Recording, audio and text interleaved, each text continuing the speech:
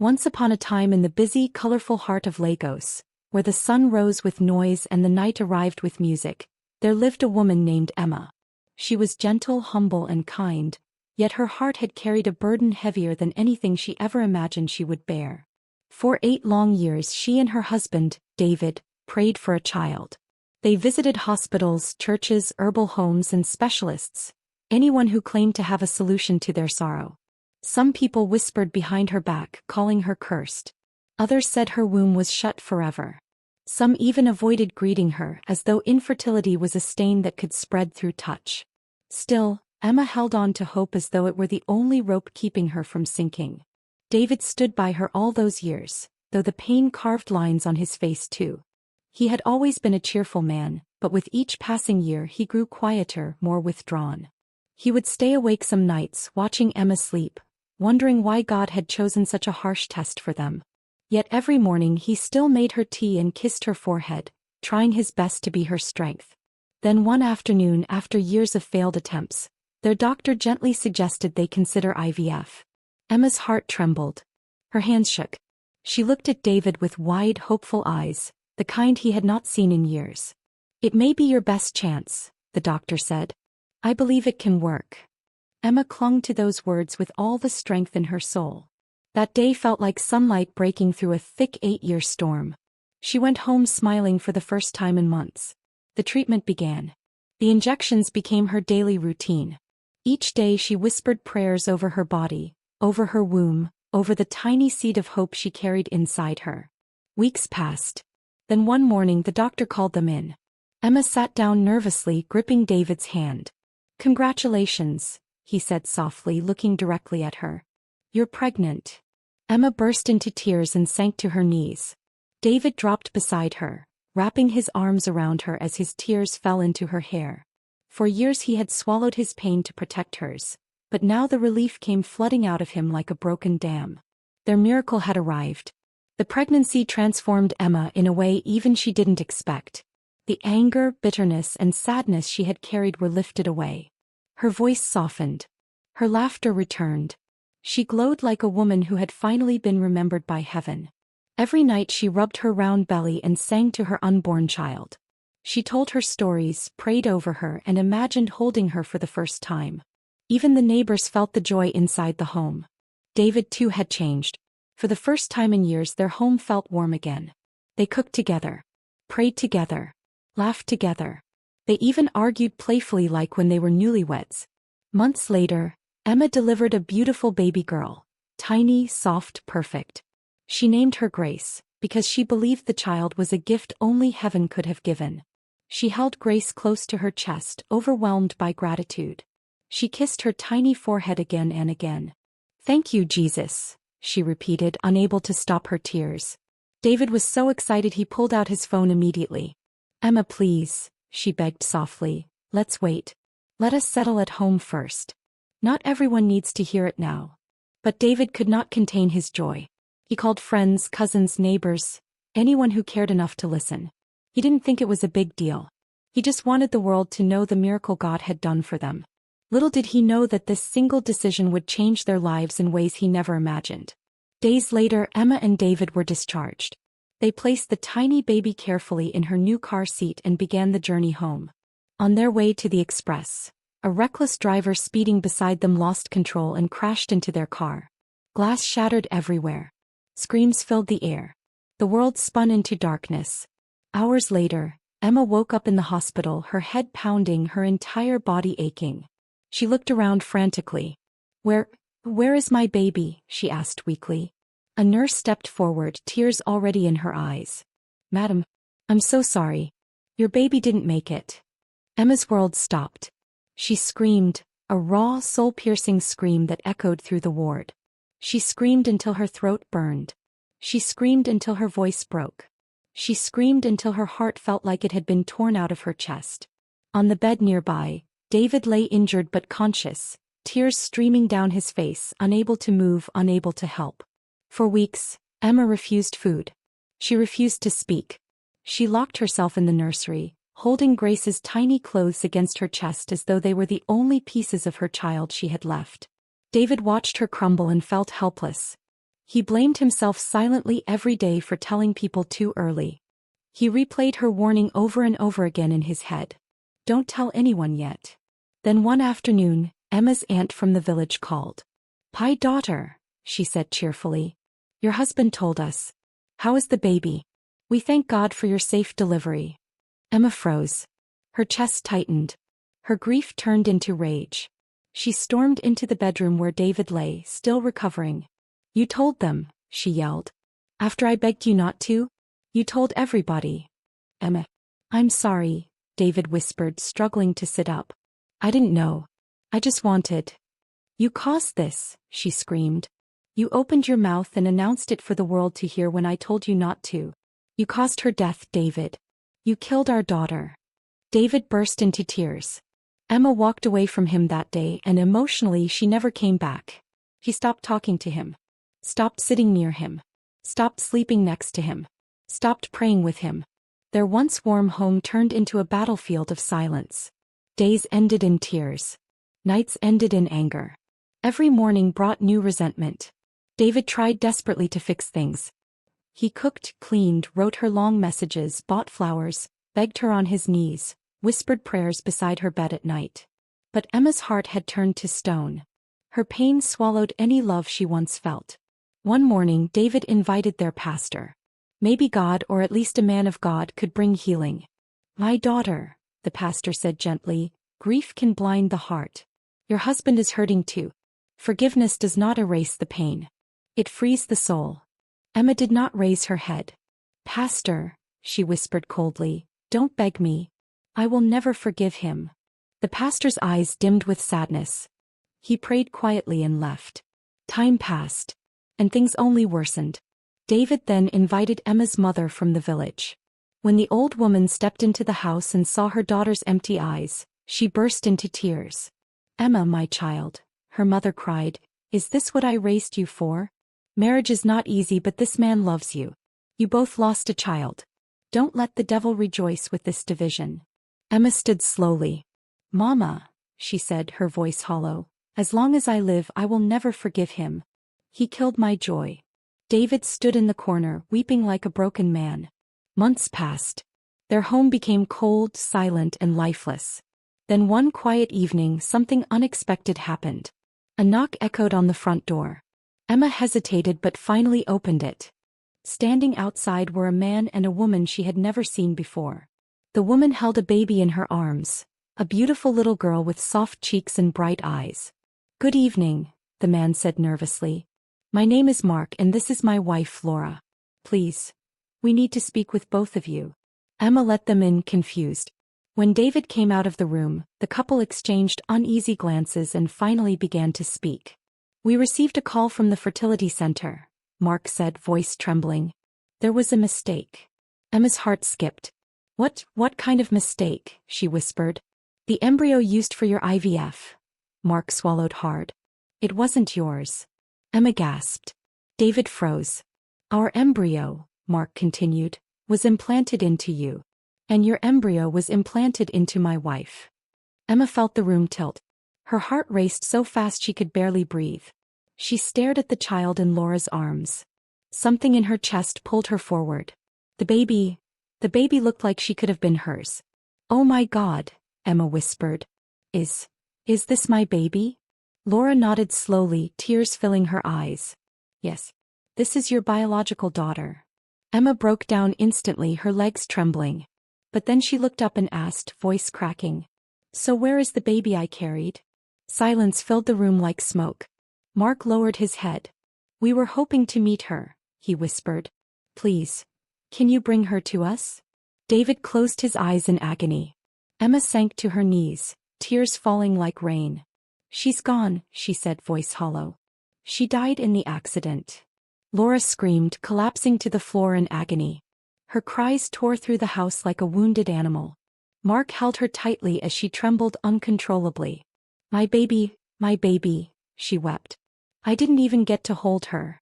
Emma cried too, crying for the child she carried, the child she lost, the child she never knew was hers. But soon their grief turned into something else. Bigger. Possession. Fear. The kind that turns strangers into enemies. Laura suddenly clutched the baby tighter. "I carried this child for 9 months," she cried. "I risked my life for her. Even if she isn't mine by blood, she is mine in every other way." Emma rose to her feet, trembling. "She's my blood. My DNA. My miracle. I will not let you walk out with her." Mark stepped forward. "If you want her, Emma, then you will have to fight for her. The birth certificate has our names. Legally, she is ours." Emma's world shattered. The couple walked out with the baby, her baby, leaving the door open behind them as if to mock the emptiness they left inside her chest. Emma screamed, but no sound came out. Only silence. And pain. And the beginning of a storm she never saw coming. Emma did not sleep that night. She sat in the quiet living room long after Mark and Laura had taken the baby away, staring at the empty doorway as if waiting for Grace to crawl back inside. Her chest rose and fell sharply, her breath thin, trembling. She felt as if someone had reached inside her chest and stolen the last beating piece of her heart. David sat across from her, afraid to speak, afraid to move, afraid to breathe. He had never seen his wife look so lifeless, not even after the accident. She did not blink. He did not cry anymore. She simply existed in a vacuum of silence. Hours passed. Then finally, Emma stood up, grabbed her bag and walked out of the house without a word. David rose quickly. "Emma, where are you going?" he asked, voice shaking. "I'm going to get my child back," she said without turning. "I will not lose another one." David hurried after her. "But you can't go there now. You need to rest. You need to think." She swung around sharply, her eyes red with fury. "I have been resting for months, David. I have been thinking for years. Now it's time to fight." She pushed past him and left. The next morning, Emma visited a lawyer. Her voice shook as she explained everything. The IVF mix-up, the accident, the swapped babies, the couple's refusal to leave the child. The lawyer listened carefully, his face growing more serious with every sentence. "You have a case," he said finally. "A strong one. DNA trumps any paperwork. If the DNA test proves the child is yours biologically, the court cannot deny you custody, unless you're proven unfit." Emma nodded eagerly. "I am ready. Whatever it takes." David watched her helplessly, torn between fear and admiration. He had never seen his wife look so fierce, so determined.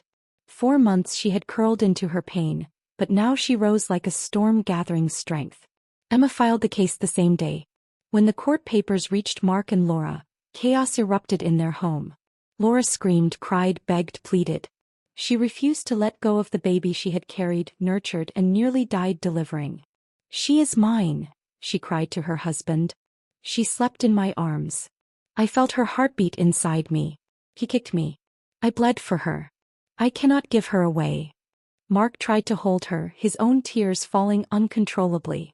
He too had grown attached to the baby. But he also knew the law. He knew Emma had a claim neither of them could ignore. "We will fight," he whispered. "We will do everything we can." But even his voice lacked confidence. He had seen the way Emma looked at the baby, the way a mother looks at her missing limb finally returned.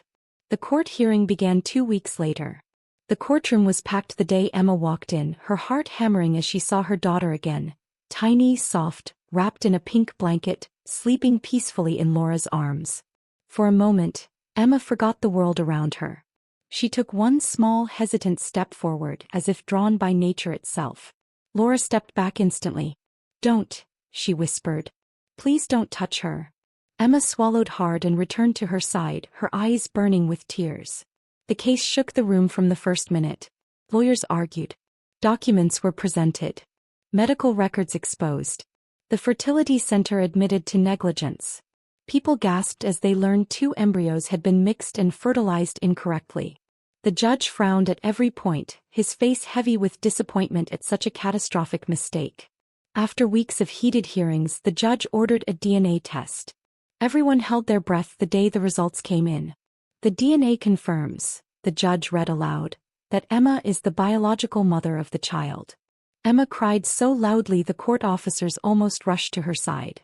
She had not cried like that since the day she discovered she was pregnant. Her legs trembled. Her hands shook. But her heart felt whole again for the first time in months. Laura collapsed in Mark's arms, her screams filling the courtroom. Her pain merged with Emma's joy, swirling into a storm of emotions that had no easy direction.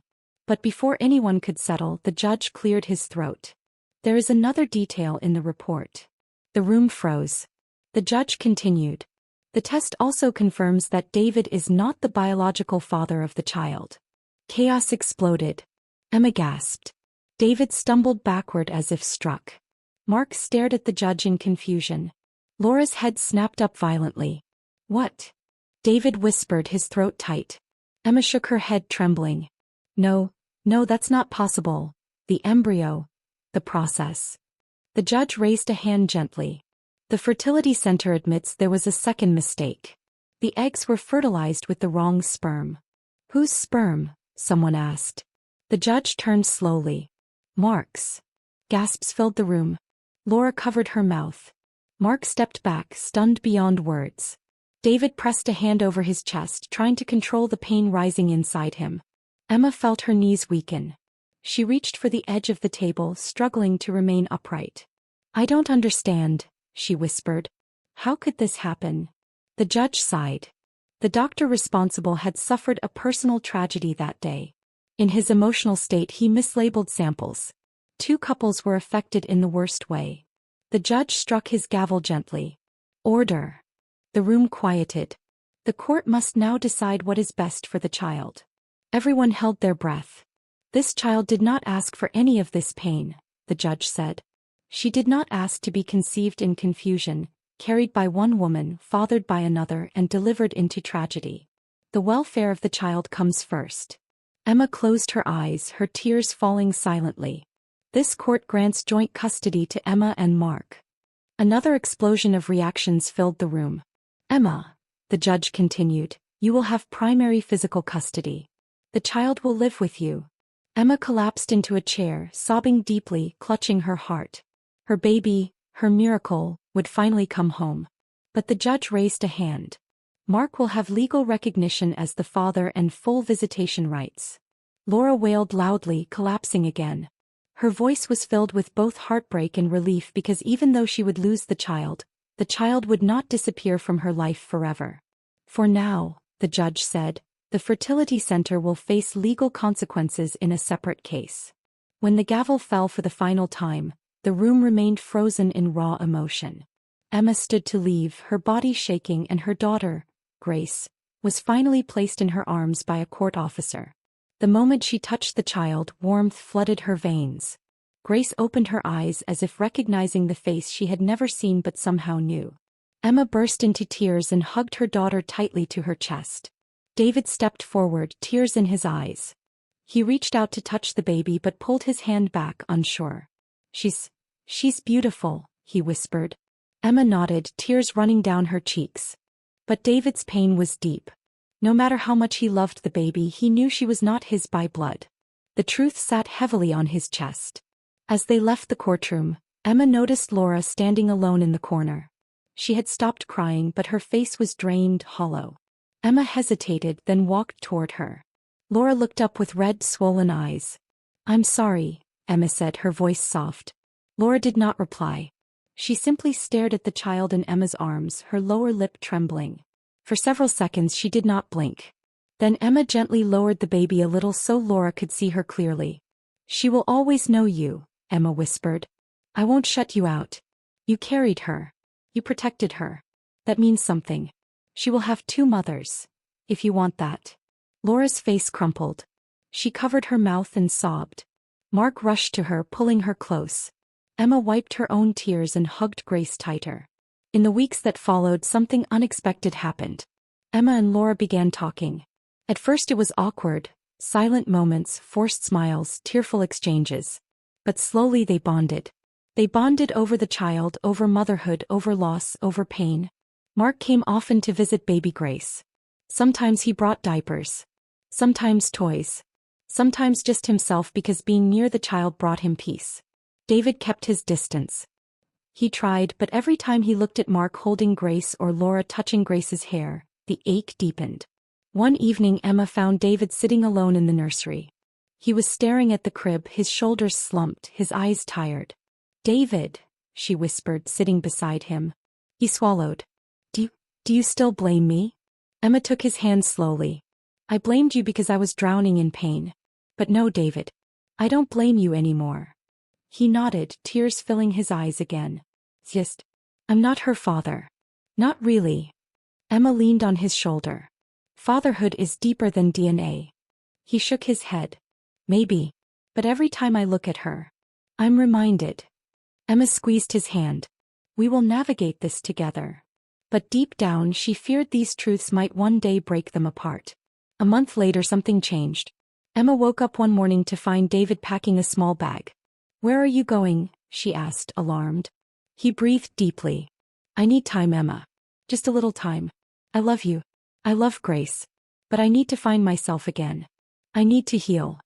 No, Emma whispered, tears filling her eyes. He hugged her tightly, then placed a soft kiss on Grace's forehead. I'm not leaving forever, he promised. I just need to breathe. He left that morning. Emma cried for hours. But with every day that passed she grew stronger, not because pain faded but because motherhood demanded strength. Grace became the center of everyone's life. Emma loved her fiercely, Laura adored her deeply, and Mark cherished her with a father's heart. The strangest thing happened. They became a family. Not a perfect one. Not a traditional one. But a united one. Birthdays were celebrated together. Doctor visits were shared. Decisions were discussed as a team. Grace grew up surrounded by love from all sides. 2 mothers. 2 fathers. 1 miracle child.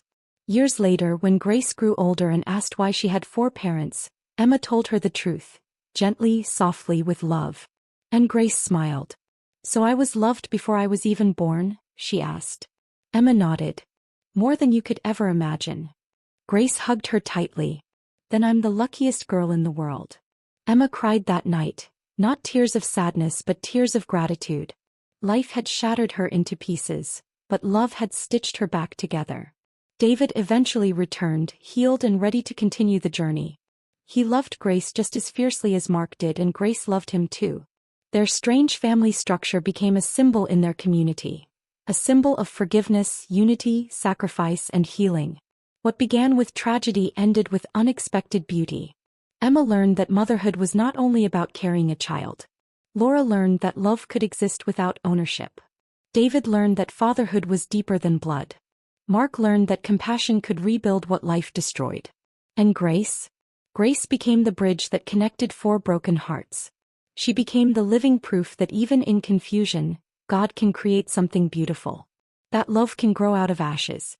That family is not defined by DNA alone, but by the hands that hold you, the hearts that guide you, and the love that surrounds you. Her life became a testimony. That forgiveness heals. That unity strengthens. That destiny unfolds in unexpected ways. In the end, they raised her not as my child or your child, but as our child. And that became the greatest miracle of all.